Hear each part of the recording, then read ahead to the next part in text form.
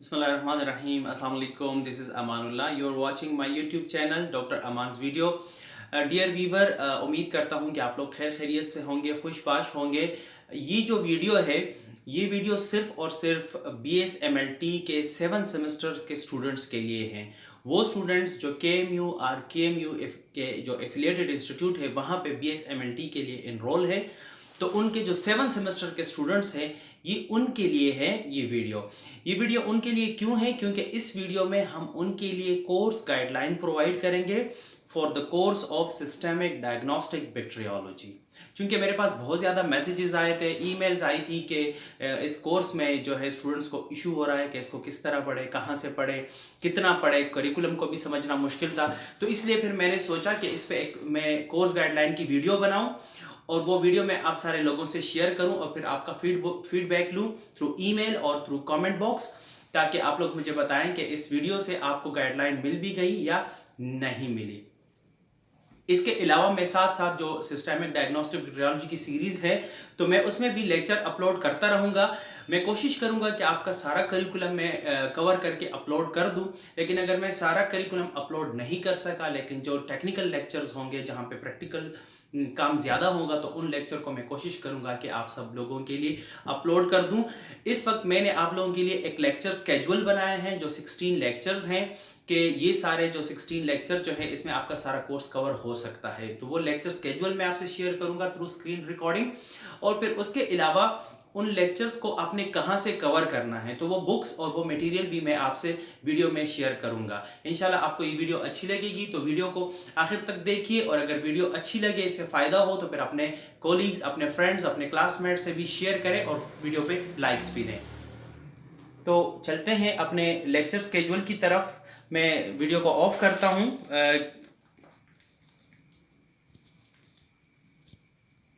Sorry, थोड़ा सा issue हो रहा है, मैं ज़रा इसको ऑफ कर दूं। अब ये आपके सामने है, हम लोग अपना जो है सिस्टमिक डायग्नोस्टिक के लेक्चर्स को देख रहे हैं। ये हमारा पहला जो लेक्चर होगा, ये लेक्चर हमारा होगा introduction to diagnostic bacteriology, clinical specimen used for the diagnosis of bacterial infection. तो क्लिनिकल स्पेसिमेन का पूरा लेक्चर मैं अपलोड कर चुका हूँ।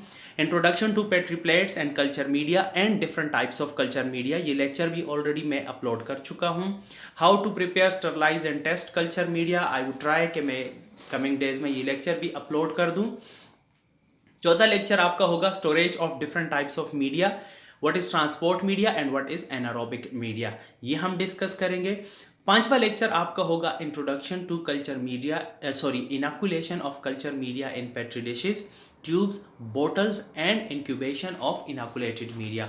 यानी कि जो मीडिया हम तैयार करते हैं पेट्री डिशेस में, ट्यूब में जहां स्लांट और बट होते हैं, या ब्रोथ अगर बोतल में है, तो इन सब को हम इनॉकुलेट कैसे करेंगे, यानी कि इन पे हम लोग स्पेसिमेन किस तरह अप्लाई करेंगे। तो ये आपको आना चाहिए।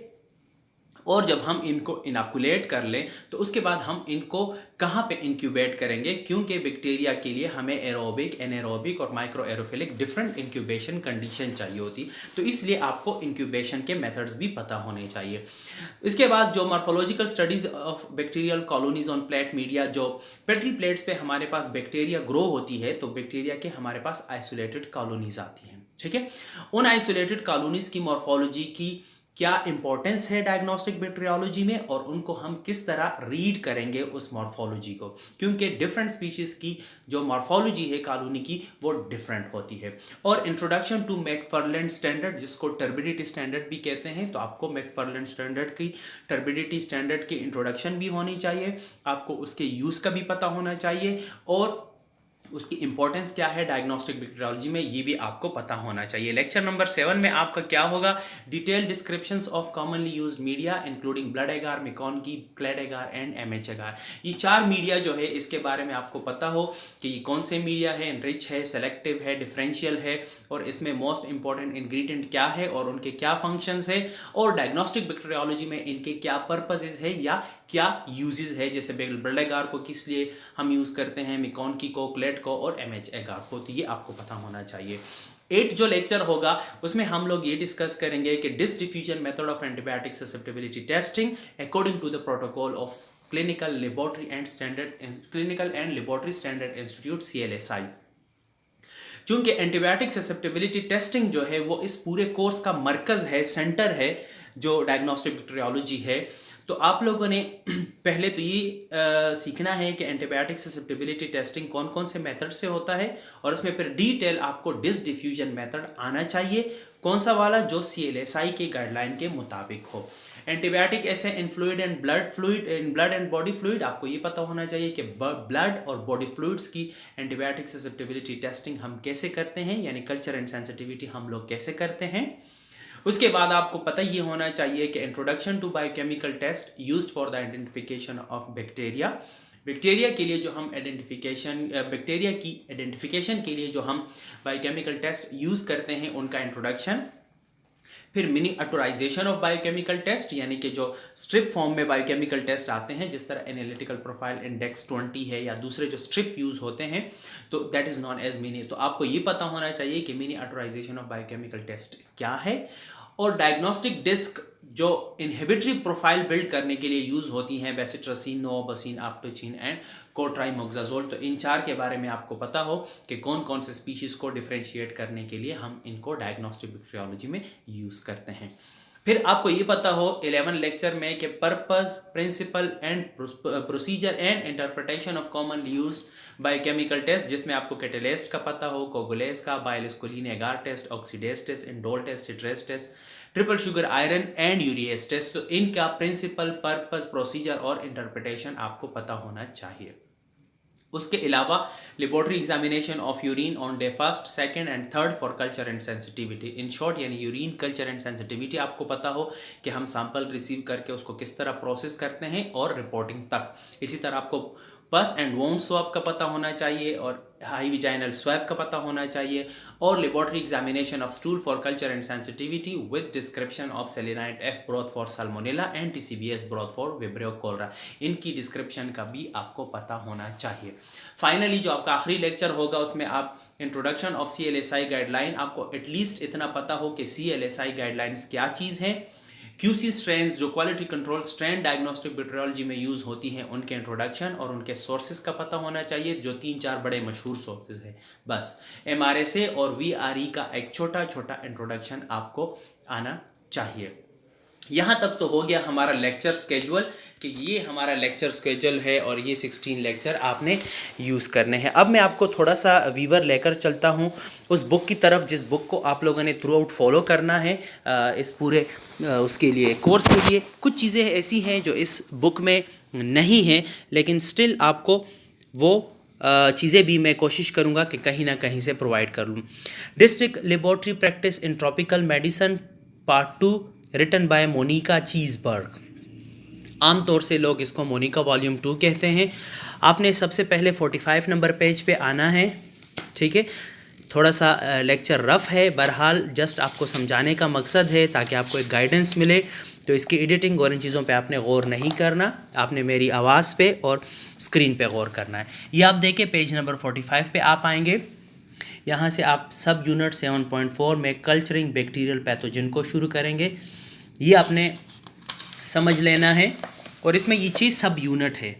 Different types of culture media, how to prepare, sterilize and test culture media, sterilizing glassware used in culture work, इसकी कोई ज़रूरत नहीं है। How to dispense culture media, inoculating plate, tubes, bottle of culture media, incubation of inoculated media और reporting culture, ये आपने कर लेने हैं। अच्छा, यहाँ इस बुक में कुछ एक्स्ट्रा चीज़ें भी हैं हर सब यूनिट में, तो उनको आपने बाईपास करना है। जैसे अब ये different types of culture media है, तो इसको ये पूरा यहाँ तक आप लोगों ने कर लेना है।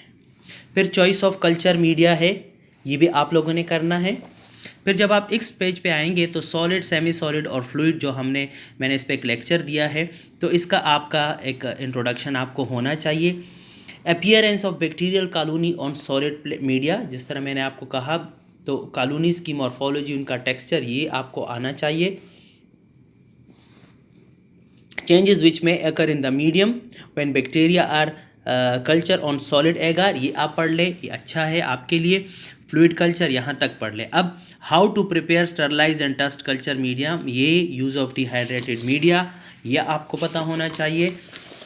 पेज नंबर 48 पे जब आप आएंगे तो आप ये पढ़ लें कैसे वे करना है, कैसे आपने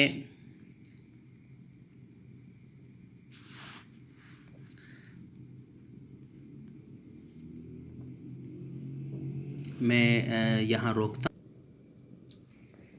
अच्छा, ये हम जाते हैं अब दोबारा, ठीक है।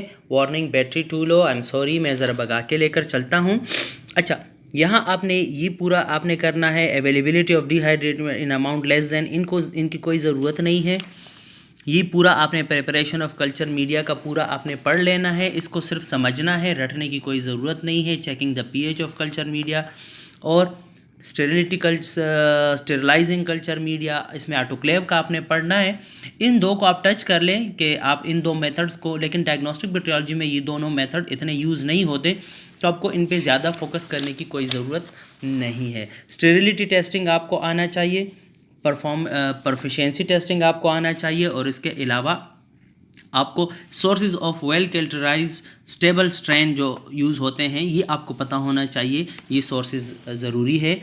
और कंट्रोल ऑफ इसकी अलग अलग से पढ़ने की कोई ज़रूरत नहीं है। कंट्रोल ऑफ बायोकेमिकल मीडिया की और ये कंट्रोल प्रोलॉन्ग प्रिजर्वेशन, इनकी कोई ज़रूरत नहीं है। Labelling and storage of culture media को थोड़ा सा यहाँ तक आप रीड कर लें बस, फिर आपका ये ख़त्म हो गया। फिर ये sterilizing petri plate tubes and other, इसकी कोई ज़रूरत नहीं है, इसको पढ़ना बेकार है। How to dispense culture media, ये आप पढ़ लें, ठीक है। और ये dispensing sterile media into petri plates के पेट्रीप्लेट में आपने कैसे डालना है, इसको यहाँ तक पढ़ ले। अब फिर how to inoculate culture media, ये इंपॉर्टेंट है। एसेप्टिक टेक्निक आपने डिस्कस करने हैं, ठीक है। अच्छा, ये फिर आगे ये मेकिंग वायर लूप की कोई ज़रूरत नहीं है, आपने सिर्फ ये थोड़ा सा पढ़ना है, क्योंकि हम लोग वायर लूप जो है वो बना बनाया ख़रीदते हैं, तो हम बनाते नहीं हैं, तो इसलिए ये पूरा मेथड आपने नहीं पढ़ना, ये सारा काट शाट के ये नहीं करना, ये पुराने ज़माने का काम है। Inoculation of media in petri dishes, ये आपने ऑफ कोर्स करना है। फिर इनोकुलेशन ऑफ स्लोप है करना है, इनोकुलेशन ऑफ मीडिया है, स्टेब है, इनोकुलेशन ऑफ फ्लूइड मीडिया है, लेबलिंग ऑफ मीडिया है, ये आपने कर लेना है। फिर इंक्यूबेशन ऑफ इनोकुलेटेड मीडिया, ये देखो आपने इसमें टेम्परेचर आपने क्या यूज़ करना है ये आपको पता होना चाहिए, ठीक है। आगे आपको ये पता होना चाहिए कि ह्यूमिडिटी इसमें कितनी होनी चाहिए, गैसियस एटमॉस्फेरिक, एरोबिक, एनारोबिक, और ये सारा आपको पता होना चाहिए। और कल्चरिंग ऑफ एनारोब के आपको सिर्फ यहाँ तक पता होना चाहिए। फिर ये सिस्टम आपको याद करने की ज़रूरत नहीं है कि मर्क का सिस्टम आता है एनारोबिक, और जनाब उसका आता है ऑक्सॉइड का एरोजिन के नाम से आता है, इनकी कोई ज़रूरत नहीं है कि कॉपर हम यूज़ करते हैं, एनारोबिक जार यूज़ करते हैं, तो ये सारा इनकी कोई ज़रूरत नहीं है, ठीक है। फिर आपने कल्चरिंग इन कार्बन डाइऑक्साइड को थोड़ा सा टच कर लेना है जस्ट बस, फिर इसकी भी कोई ज़रूरत नहीं है। फिर reporting cultures, site normally sterilize और sites having a microbial flora और प्रीलिमिनरी रिपोर्ट, यहाँ तक ये आपने कर लेना है। फिर ये आगे सब यूनिट 7.5 बायोकेमिकल टेस्ट का है। यहाँ आपने सिर्फ जिन बायोकेमिकल टेस्ट को मैंने वहाँ लिखा है लेक्चर्स में, जैसे कैटालेज है तो कैटालेज का पर्पस, इसका प्रिंसिपल, इसका मेथड और इसकी इंटरप्रिटेशन, इसको याद करने की कोई ज़रूरत नहीं है, इसको आप लोगों ने समझ लेना है। तो जितने भी टेस्ट है वो इन बायोकेमिकल टेस्टिंग उसमें आपके लिए अवेलेबल है, आपने ये करना है। और 133 पेज पे जब आप जाएंगे तो 133 पेज पे आपको, अच्छा ये जो अलग अलग स्पेसिमन है, जैसे मैंने आपको यूरिन का कहा, उसका मैंने आपको कहा, तो वो भी आपको यहाँ मिल जाएंगे आराम से। अब जैसे ये स्पेसिमन CSF है, तो CSF का इन्होंने पूरा लिखा होगा कि फ़र्स्ट डे पे क्या होगा, सेकंड डे पे क्या होगा और फिर डे थर्ड पे क्या होगा, तो ये पूरा लिखा होगा। और ये इस तरह यहाँ आपको मिलेगा कि एग्ज़ामिनेशन ऑफ, ये देखे तो कल्चरिंग ब्लड जो है, तो ये सारा आपको पता होना चाहिए, ठीक है। लेकिन ये चूँकि पुरानी ओल्ड एडिशन है तो इसको थोड़ा सा मैं आपको ये एडवाइस करूँगा कि इसके साथ कोई अच्छा सा गूगल करें, ताकि आपको जो नई अपडेट्स हैं उसका भी पता हो। ये ब्लड कल्चर फर्स्ट और डे सेकंड, ये पूरा आपको ये भी यहाँ मिलेगा। और ये anti microbial sensitivity testing 7.16 unit है 132 पेज पे, तो इसको थोड़ा सा आपने यहाँ तक एंटी माइक्रोबियल यहाँ का ये इंट्रोडक्शन लेनी है, फिर एंटी माइक्रोबियल एक्टिविटी, ये सब आपका काम नहीं है, ठीक है, इसको पढ़ने की कोई ज़रूरत नहीं है। फिर आपने यहाँ से शुरू करना है पेज नंबर 135 पे, ये आप देख रहे हैं ना, तो पेज 135 पे आपने एंटी माइक्रोबियल ससेप्टिबिलिटी टेस्टिंग यहाँ से शुरू करके ये पूरा मेथड सीख लेना है, इसकी लिमिटेशन, इसकी dilution sensitivity testing, disc diffusion method, ये पूरा ये आप लोगों ने यहाँ तक करके इसको मॉडिफाइड कर्वी बार मेथड और ये टर्बिडिटी स्टैंडर्ड जो इक्विवेलेंट मैकफार्लैंड स्टैंडर्ड है, इसकी प्रिपरेशन की कोई ज़रूरत नहीं है, इसको प्रिपरेशन की सीखने की कोई ज़रूरत नहीं है। जस्ट आपको ये पता हो कि इसकी यूजेस क्या है और इसकी इम्पोर्टेंस क्या है, ठीक है। और फिर यहाँ तक जब ये कर्वी बार मेथड आपका हो जाएगा इंटरप्रिटेशन ऑफ जोन तक, ज़रूरी नहीं है कि आप इस बुक से पढ़ें, इसको आप गूगल पे पढ़ लें, आपको हर अच्छे वेबसाइट से ये मिल जाएगा, ठीक है।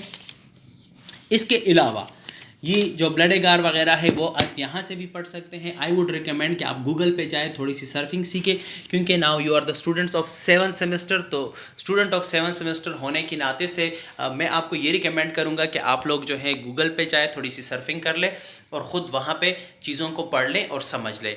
आई होप कि ये जो कोर्स गाइडलाइन की वीडियो है ये आपको अच्छी लगेगी। थोड़ी सी रफ स्टाइल में है, लेकिन बहरहाल हमारा तो जो मेन ऑब्जेक्टिव है वो आपको समझाना है ताकि आपको एक गाइडलाइन मिले। तो आई होप कि इसके ज़रिए आपको गाइडलाइन मिल गई होगी। अगर आपको गाइडलाइन मिली है तो अपने दोस्तों से शेयर करें।